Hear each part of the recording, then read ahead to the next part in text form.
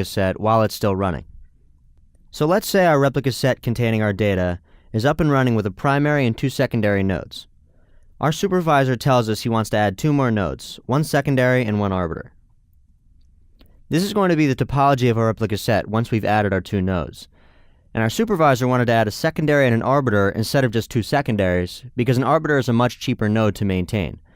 It doesn't need to copy or replicate all of the data from the primary, but it still provides us with an odd number of voting members in the set. So here I'm connected to our replica set, and I'm just going to run rs_isMaster to see the topology really quickly. And we can see that our replica set currently has 3 nodes in it. So here I'm just going to launch a Mongodb using a configuration file for our 4th node. And the config files for the arbiter and the secondary are going to be very similar to the ones for our other nodes, so I'm not going to go over them here, but you can find them attached to the lecture as handouts. So once we've started our node 4, we can start our arbiter. And we now have the 2 nodes we need, and we just have to add them to the set. So here we're just adding the 4th node to our set. So here when we add our arbiter, we use a special command called add_arb. And it looks like this completed, and I'm just going to check rs.isMaster to make sure of that. And we can see that our replica set now has 4 nodes in it, and 1 arbiter. So now our replica set is running with 1 primary, 3 secondaries, and an arbiter node. But our head of engineering just told us we have to kill the arbiter node because we don't have the budget for it. So here to the remove command, we just passed the port where our arbiter is running. And we successfully removed it. However, right now our replica set only has 4 members. We can verify that from rs.isMaster. Our list of hosts only has 4 nodes in it. So in order to remedy this problem of having an even number of voting members in the set, we don't have to remove our secondary entirely. We just have to revoke its voting privileges, so that'll leave us with 3 voting members. Our head of engineering has also been talking about using a hidden node to store backups, so we decided to be a little clever. In addition to being non-voting, this secondary is also going to be a hidden node.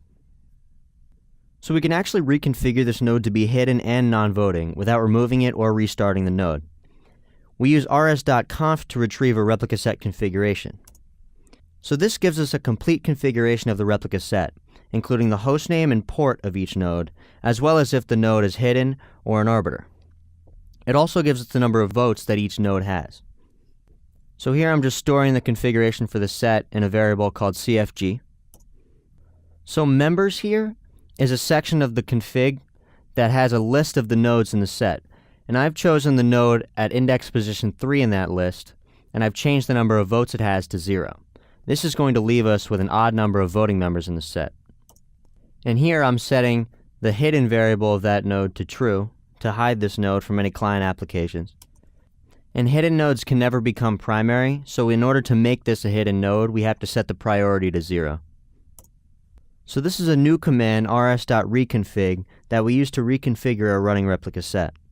We pass in our updated configuration as an argument, and we need to specify this whole document. That's why we took a copy of the original configuration and then modified it as we needed. Bear in mind that reconfig might trigger an election depending on what's in the new configuration. And it looked like this worked.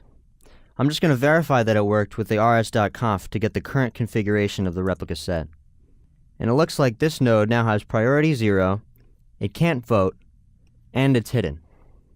So now our replica set still has 4 nodes in it, which is an even number, but only an odd number of them can vote.